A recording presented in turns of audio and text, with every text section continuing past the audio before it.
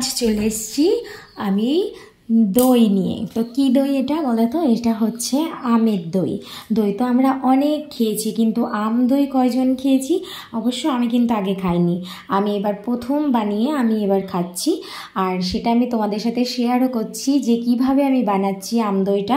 আর আম দইটা এতটা টাইট হয়েছে, তো এটা হচ্ছে ফ্রিজে দেওয়ার পরেই আমি তোমাদেরকে দেখাচ্ছি। ফ্রিজে দেওয়ার আগেও এরকমই টাইট ছিল, কিন্তু ফ্রিজে দেওয়ার পর একটু বেশি যেন টাইট হয়ে গেছে।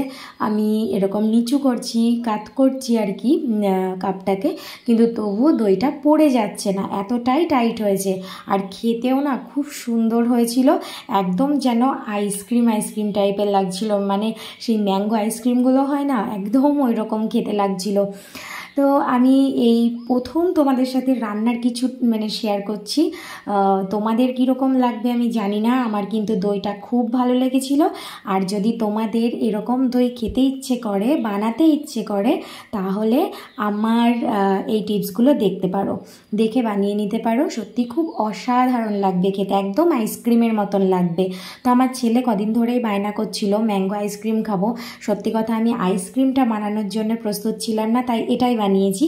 তো এই যে প্রথমে আমি আমটাকে ছেঁকে নিয়েছি। আমটা প্রথমে চটকে নিয়ে তারপরে আমের আঁশটাকে আমি ভালো করে স্টিলের ছাঁকনিতে বার করে নিয়েছি। আমের আঁশটাকে বার করে নিয়ে যে গ্রেভিটা ছিল সেই গ্রেভিটাকে আমি জাল দিয়েছি, মানে ওই যে আমসত্ত্বের টাইপের আমি ওরকম জাল দিয়ে নেওয়ার পরে এটা হচ্ছে আমার ছিল দই।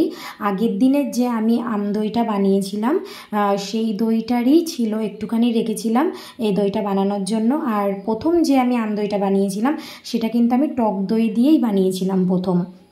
এই দেখো, আমি পুরো এই দুধটা দিয়েই বানাবো, তার জন্য আমি এই আমটা দেখো জাল দিয়ে এতটাই টাইট করে নিতে হবে। প্রথমে আমটা জাল দিয়ে আমি এরকম টাইট করে নিয়েছি। তারপরে এবার আমি এই আমটা দইয়ের সঙ্গে ফেটিয়েছি ভালো করে, সেটা তোমাদেরকে দেখানো হয়নি, ওটা স্কিপ করে গেছে।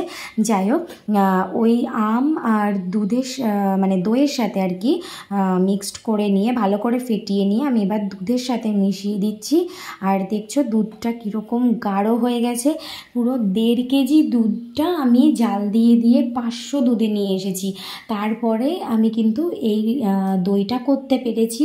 আর এতটা শক্তও হয়েছে দইটা, জমেছে ভালো আর কি, শক্ত বলছি, জমেছে ভালো। এইটা আমি ভালো করে মিশিয়ে নেব। এই যে দুধটা এর ভিতরে আমি চিনি দিয়ে জাল দিয়ে নিয়েছি, তবে চিনিটা যে যেমন খাবে সেই মতন স্বাদ মতন দিয়ে পুরো দুধটা মেশানো হয়ে গেল। তারপরে আমি বসিয়ে রেখেছিলাম, তারপরে ফ্রিজে রেখেছি, সারা রাত আমার বসানো ছিল দইটা, তারপরে ফ্রিজে রেখেছি। এই যে এটা দেখতে পাচ্ছ ওপরে কিন্তু এগুলো ঘি টাইপের, ঘিয়ের সঙ্গে আমটা মিক্সড হয়ে কালার হয়েছে। আর তার মধ্যে দেখো দইটা ঠিক আইসক্রিমের মতনই হয়েছে, দইটাতে পুরো 2টো লেয়ার হয়ে গেছে, খুব সুন্দর হয়েছিল।